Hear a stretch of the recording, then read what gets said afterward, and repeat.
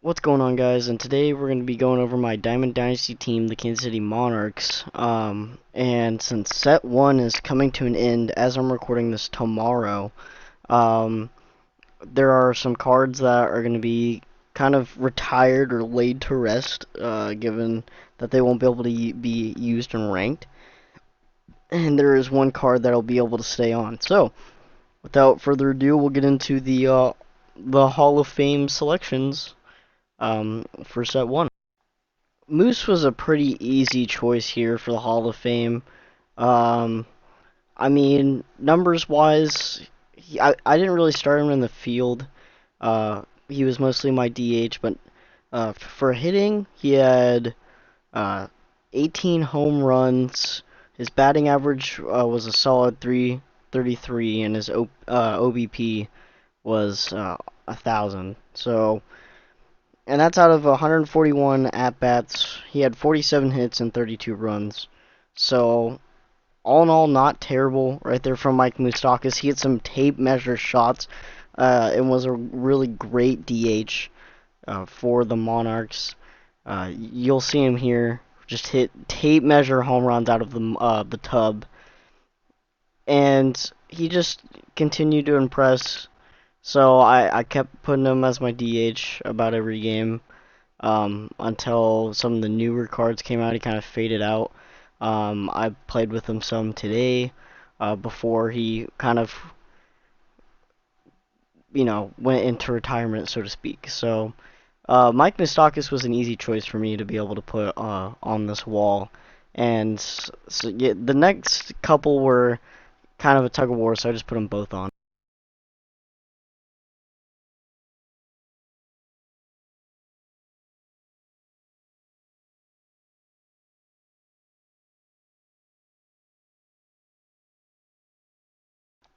So next up we have Bobby Witt Jr., who his numbers don't really pop out at you as much. Only had a 300 batting average. His OBP was kind of lingering in between the 600 and 700 range.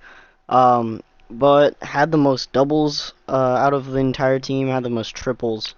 He had like 5 triples. I'm looking at the sheet here that I wrote on.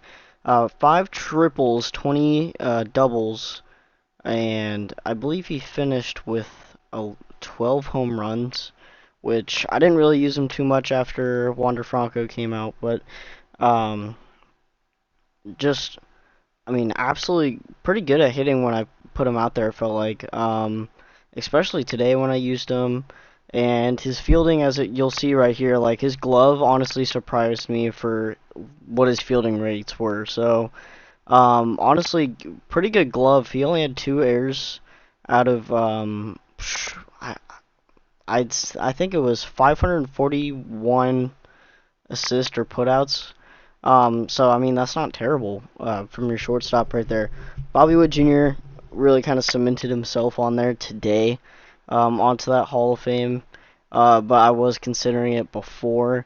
But the way he played today, I mean, he hit some dingers. He was all over the place, so that made this a little bit easier for the Hall of Fame selection.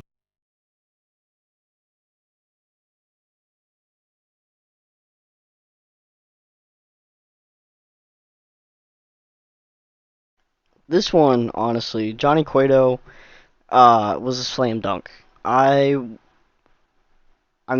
before I took him out of my rotation and I made the Hall of Fame over there in the corner left field of the tub, I already knew. I was like, Johnny Cueto has to go here because he was my best pitcher out of set one, probably my best pitcher actually ever. Um, and he still, even with all that being considered, I don't know if I could put him in that wild card spot. Um, if it's possible, I think I would. There might be one other guy that honestly would get more consideration than Johnny Cueto. But great pitcher, honestly. He had an 8-3 record, a 2.11 ERA, 70 strikeouts, 4 complete games, 2 shutouts, 7 quality starts.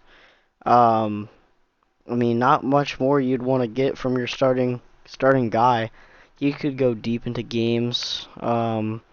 And even though he didn't have the big arm, big velocity that a lot of pitchers have in MLB The Show, his stuff was just so nasty. Like the break on it was enough to get a lot of players to swing and miss and get those strikeouts and induce soft contact to get ground balls and double plays. And he just worked out of jams a lot. Like there's not really a time where I was in a jam with Johnny Cueto and I was like, at all. Like, it didn't feel like he would get a lot of runners in the scoring position. If he did, like it felt pretty obsolete because it'd be with 2 outs, and he'd get a guy to ground out or fly out.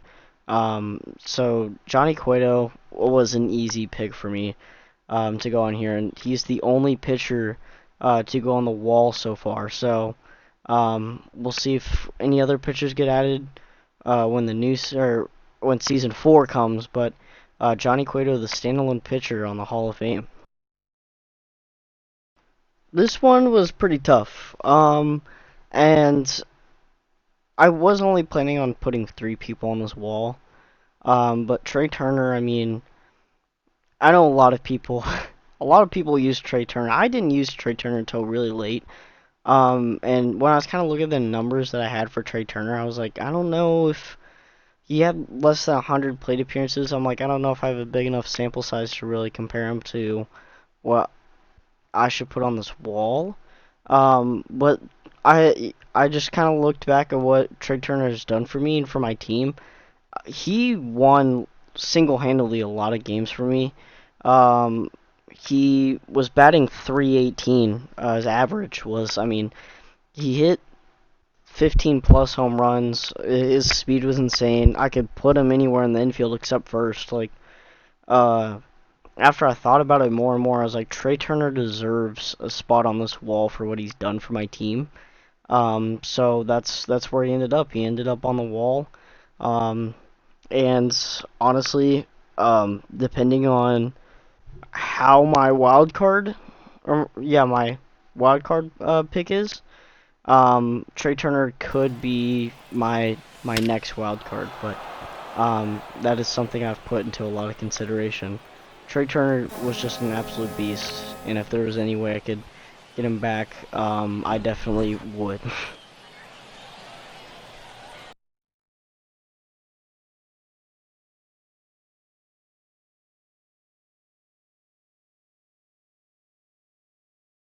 So my wild card selection will be Salvador Perez. He's the closest I have is a P5 right now.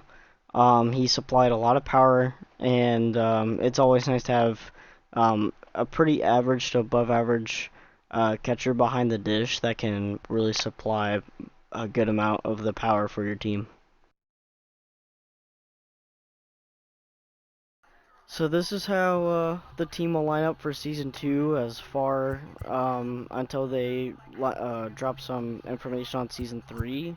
Wander Franco leading off, Jackson Holiday in the 2 spot, Aaron Judge number 3, King Griffey at 4, Lars Nootbaar at left field. That could be subject to change. Left field's kind of an audition. It's anyone's game basically, so we'll kind of experiment with that. Freddie Freeman at first, Salvi behind the dish, Big Poppy at DH, and David Wright at third. And then there's the bench: Lourdes Gurriel, Brandon Belt, Nelson Cruz, and two-hit Whit Merrifield. The starting rotation: some of these spots are subject to change too, but except the first two spots, Randy Johnson being the ace, Yuri Perez being number 2, Nestor Cortez being number 3, Jacob deGrom 4, and Roy Halladay at 5. And this is kind of how the bullpen's looking. So, yeah, that's kind of how we're set up here for Season 2 going into Season 3.